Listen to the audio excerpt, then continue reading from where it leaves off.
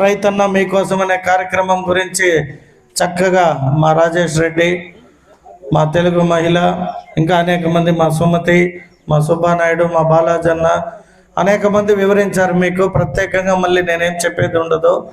నేను రైతులను అడిగాను అందరినీ, మీకు ఎంత భూమి ఉంది, ఏం పండిస్తారు, ఏం చేస్తే బాగుంటుంది అని చెప్పడానికి ఒక మంచి ప్రభుత్వం ఉంది మీకు. ఈరోజు మన రాష్ట్రం లో బడ్జెట్ ఉంది. రాష్ట్రంలో నిధులు లేక చాలా ఇబ్బందులు పడుతున్నారు. ఎక్కడ ఒక రోడ్ వేయలే, నెలకి జీతాలు సరిగ్గా ఇవ్వలేదని గడిచిన ప్రభుత్వంలో ప్రజలు మేము ఎక్కడికి పోయినా చెప్పేవారు.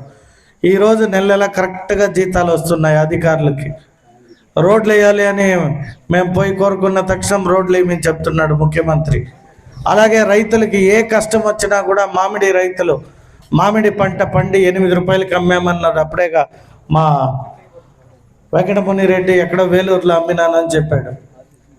అదే చిత్తూరులో అమ్మిన వారికి 4 రూపాయలు ప్రభుత్వం నుండి సబ్సిడీ కూడా ఇచ్చారు.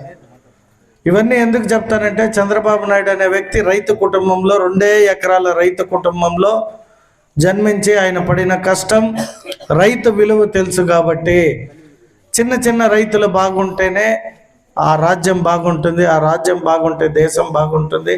దేశం బాగుంటే మనం అందరూ బాగుంటాం.